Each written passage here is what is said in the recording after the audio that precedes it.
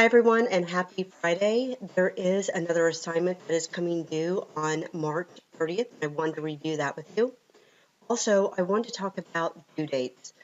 There was some confusion with the co-teaching inclusion interview, so this is what I have decided. As long as you turned in your assignment on the 23rd at any time, I will not mark it for late. I'm currently grading those right now, so I should have all the grades completed by tomorrow morning. The accommodations menu is going to be the same thing.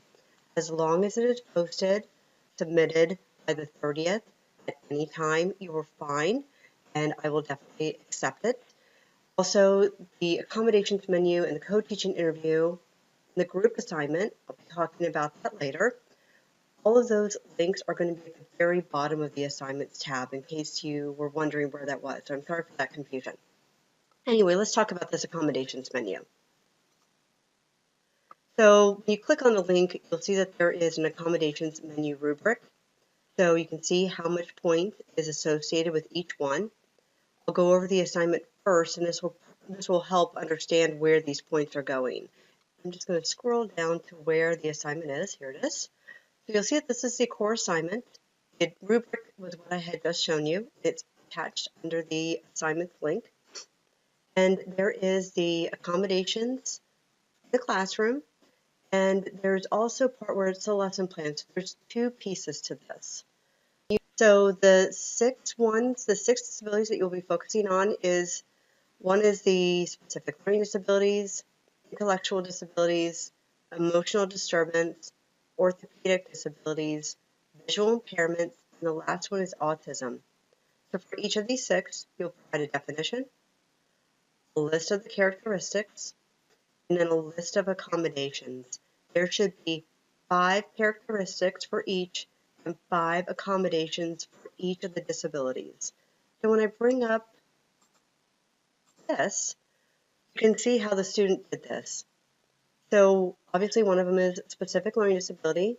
She had the definition, she listed the characteristics, and then she listed the accommodations.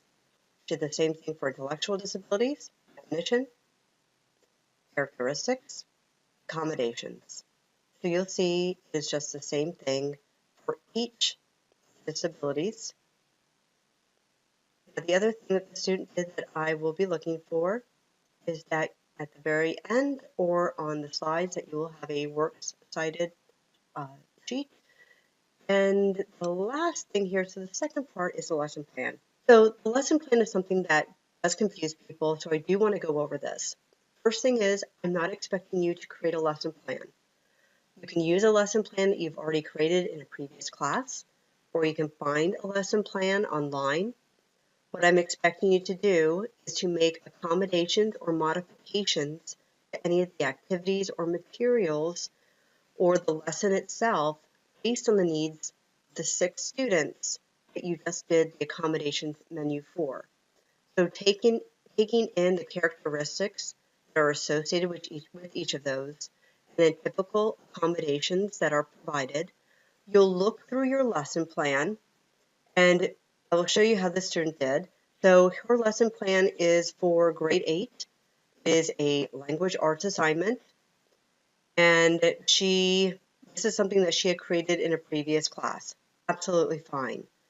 See, she has listed materials, and then she has all the instructional procedures, which include anticipatory set, and then explicit instruction, so modeling, and guided practice, and then the independent practice.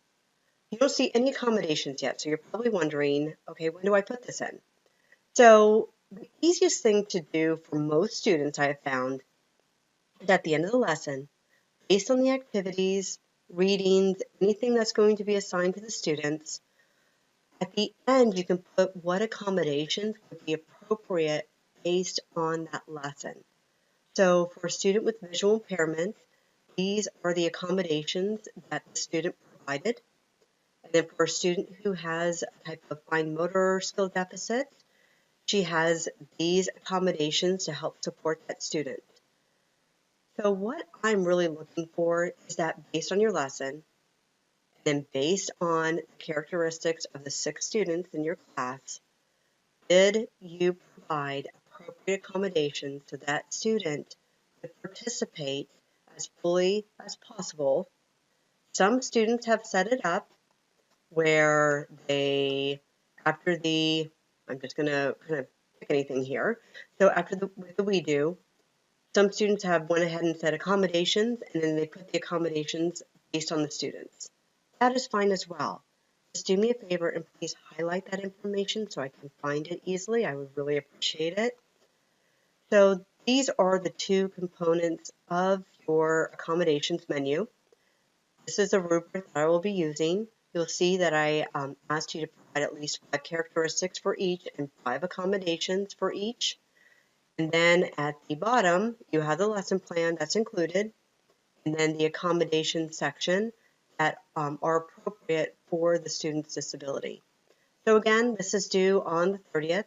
If you have any questions, please feel free to either come during my office hours or you can email me. I hope you have a great day, and I look forward to speaking with you all soon.